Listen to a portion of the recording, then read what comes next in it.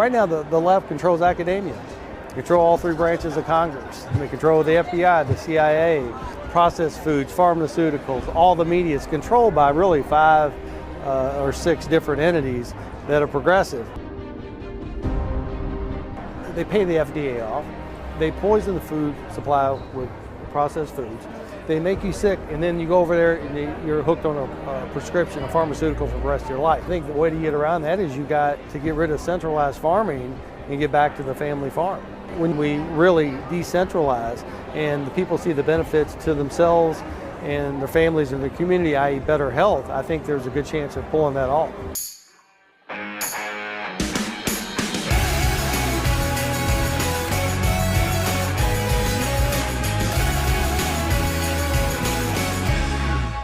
John Schneider, thank you so much for joining us. Thanks for having me.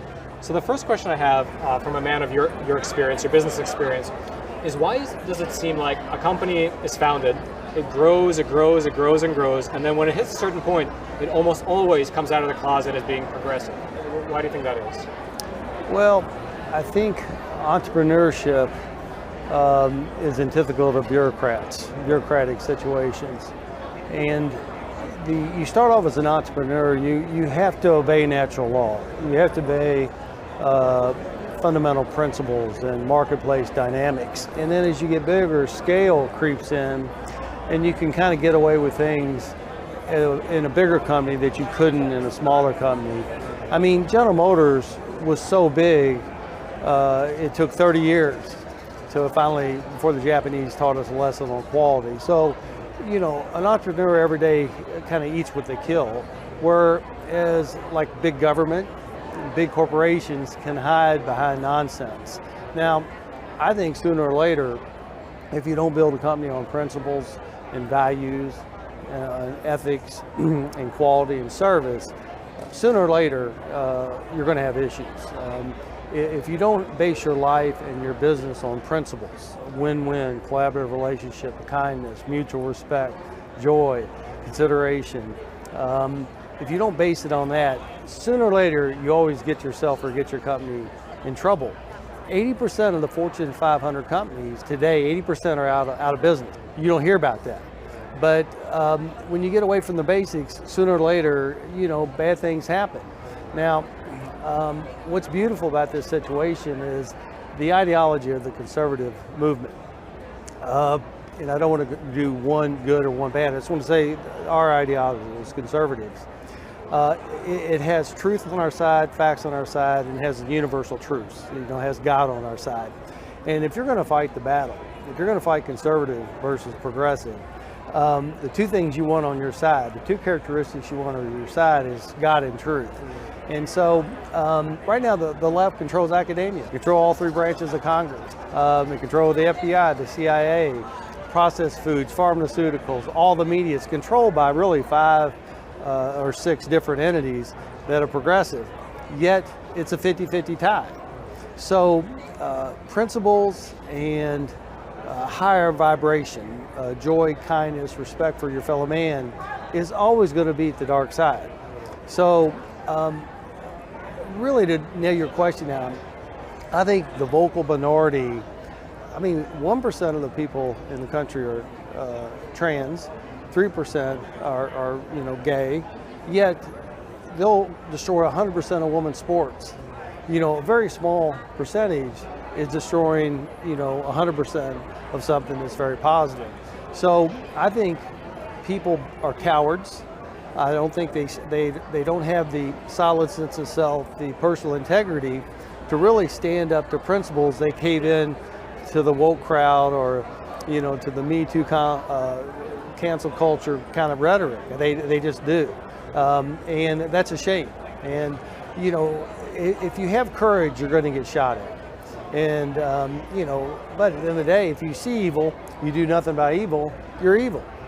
So you're suggesting that one of the reasons that a company gets big, and they almost always very typically come out as being progressive rather than being conservative, is because even if let's say the leadership of that company is conservative, they don't want to push back against some of the institutions, well, most of the institutions which are controlled by the progressive ideologies. Is that the case? I think they're more concerned with negative PR than they are with doing the right thing.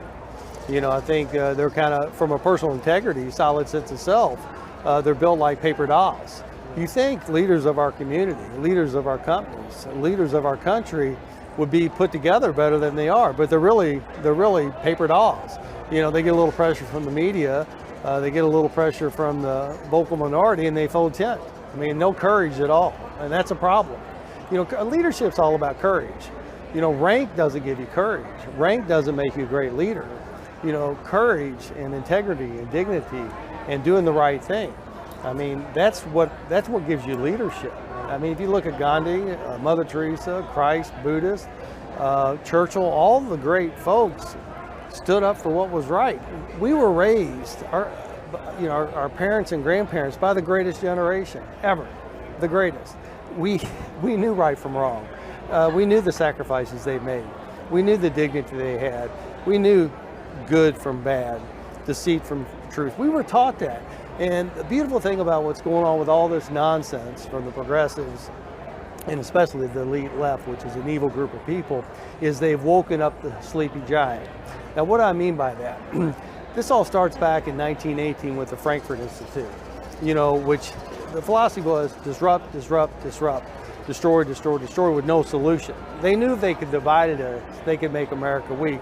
And they attacked the middle class in the 40s. Then they did the sexual revolution in the 60s and 70s with Freud. Then they attacked the culture in the 90s and 2010. And now they're attacking our kids. And you're dealing with Gates, Soros, Schwab, the Clinton Foundation. They have no regard for humanity. It's an evil group of people. They think they're God. They want to be God.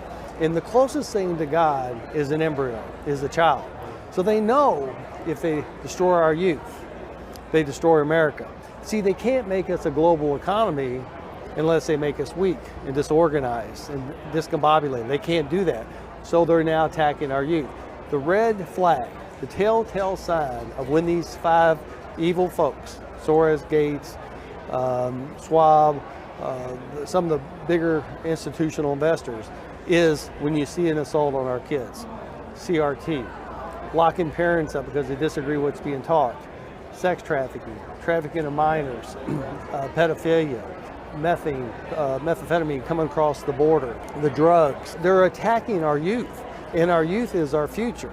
And so anytime you see an attack on our youth, abortion up to 9 months, giving a vaccine to a 5-month-old with no test, or a 5-year-old with no test, when you see an attack on our youth, you know it's the evil elite left working their evilness, their hatred. You feel like the cultural Marxism, which began here in America, well, at least it accelerated here with the Frankfurt School, it's gotten sort of progressively to the point now where the kids are now the main targets, right? No doubt about it. Remember, we can't have a global economy without America. Americans are not going to go along with this unless we're in such disarray and in such a bad situation, in such a bad way, that we look at, maybe being global will make us, maybe that's the silver bullet. Maybe, that's the magic thing. And so, they tried attacking the middle class. They know that if they hurt our youth, that if they destroy our youth, and they destroy the American dream, and they destroy hope, and they destroy, beauty is creativity. If you don't go along with the left's ideology, they don't teach kids how to think, they teach them what to think. Every great entrepreneur thought differently. That's why they came up with something different, better, faster, more efficient, more creative. Beauty and creative go hand in hand. And when you take away a young man or woman's creativity, you take away their beauty. Beauty is creativity, whether it's a sunset, it's architecture, it's art, it's an orchestra, orthodontist, a painter. Beauty is creativity. And now we're teaching our kids to lose their independent critical judgment. You can't think independently, you can't think creative. That's robbing our kids of really life. I wanted to actually shift gears a little bit here and discuss a project I'm working on in regards to the potential coming food crisis. So you have sort of a different view than a lot of other people, because not only did you build a giant company, that company is actually in the food business. So let me ask you this. Looking ahead, how do you see the inflation that's rampaging around the world, but specifically here in America, how do you see that affecting the food prices, let's see, for the foreseeable year, 2 years, 3 years? Well, remember, inflation is simply the printing of money. When you print money you don't have, you devalue the dollar, and it's a cruel future tax on the middle class. So inflation is just a byproduct of creating artificial M1, M2. I don't think there's going to be any letdown anytime soon. We just raced past 30 trillion in debt. You got to print that money somewhere to make up for that. So I think food prices are going to keep going up. The problem is, back to the 5 entities, whether it's Vanguard, BlackRock, it's State Street, Gates, or Buffett. These 5 entities control 96% of the seeds, control 98% of the processed foods. The food supply will make you sick. Processed foods will make you sick. Won't kill you, but make you sick. Oh, by the way, those 5 entities own the pharmaceuticals. I'm just giving you one. We can go into media, we can go into politics, we can go into building supplies, we can go into automotive, we can go whatever you want, but let's just talk about. So these 5 entities they pay the FDA off, they poison the food supply with processed foods, they make you sick, and then you go over there and you're hooked on a prescription, a pharmaceutical for the rest of your life. The arrangement is, it's not a moral, ethical arrangement. And so I think the way to get around that is you got to get rid of centralized farming and get back to the family farm. Is that possible to implement at scale without hurting, let's say, the broader economy? Because if people start, let's say, bringing it back to the homestead, naturally they would leave the workforce. Well, I think you've got to educate the small farmer. If you can educate the small farmer on how to do it efficiently, effectively, organically, without all these pesticides and fertilizers, and they see the benefits in their health, their family's health, and the community's health, absolutely.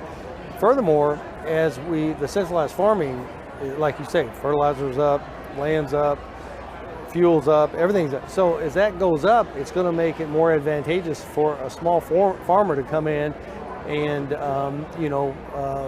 maybe not do it as cheap or as efficient, but that's if you want to argue yield and calories. I would make the argument, let's talk about quality and nutrition.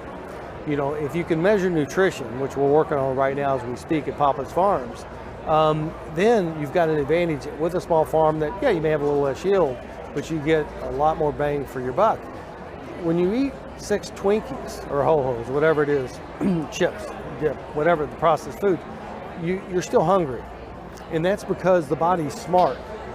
You're getting the calories, but you're not getting the nutrition. When you eat something organic that's high in nutrition and dietary effectiveness, the body fills up. It'll shut down, then it's not hungry anymore. So I think when we educate, which we're doing right now, and we really decentralize, and the people see the benefits to themselves and their families and the community, i.e. better health, I think there's a good chance of pulling that off.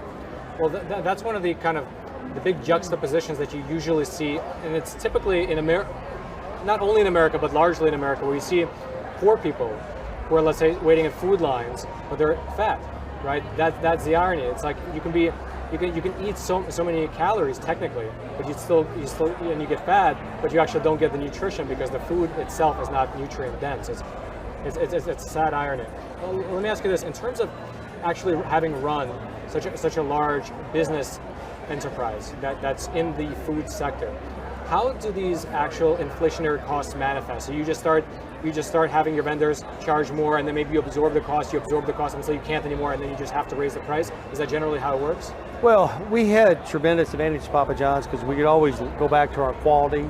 We were fanaticals about quality and authenticity, our service, our culture, and our principle. Papa John's, since I left, it's been 3 or 4 years, 5 years ago, they don't operate the business on principles. They don't, people are priority one always. They don't operate from that premise. People are just objects of self-gain. If it suits them, they take them. If it doesn't suit them, they get rid of them. the quality, whether it's better or worse, from my perspective, it's a lot worse, my opinion. But one thing's for sure, it's inconsistent. It's really inconsistent. You may get one pizza on a scale one day that's an 8, and you may get one the next day it's a 4. And your quality is only as good as your consistency. So we were there, better ingredients, better pizza wasn't a slogan, it was a way of life. We had no chemicals in any of our ingredients. We took all the chemicals out. Still processed food, which I didn't like. Still high in caloric, but at least, so they're getting away from the better ingredients, better pizza promise, that authenticity. Now all of a sudden you're saying better ingredients, but you're really not walking the talk. That is a disconnect. Disconnects, along with bad principle orientation, always ends to a destructive ending. Last question. Do you find, or do you see that within this inflationary environment, some businesses are forced to increase costs, but some businesses are just increasing costs because they think that they could to pad their profit margins? Price is always dictated by the consumer. Price is what you pay, value is what you get. That's why I was so fanatical when I was there that, okay, we can charge a little bit more if we just make a little bit better pizza with better ingredients, and we take care of our people. You know, our average manager back then was making $80-some thousand a year. So, and the manager is your quarterback for your store. But I don't know of any industry in the United States of America or that's global where you get a free pass on just raising prices without demonstrable value, without a point of differentiation.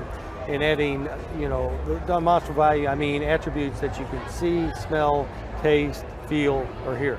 I mean, you know, they're demonstrable to the senses. I saw a documentary on these organic sprays, you know, doTERRA, organic fragrances, and they could get $200 for a bottle and they didn't make, you know, but that, I think that's a very, very small instance. I think the marketplace is so competitive that you as a business owner don't get to dictate price. The marketplace will tell you a price elasticity. Gotcha. John, thank you so much. Thank you, Roman. Appreciate it.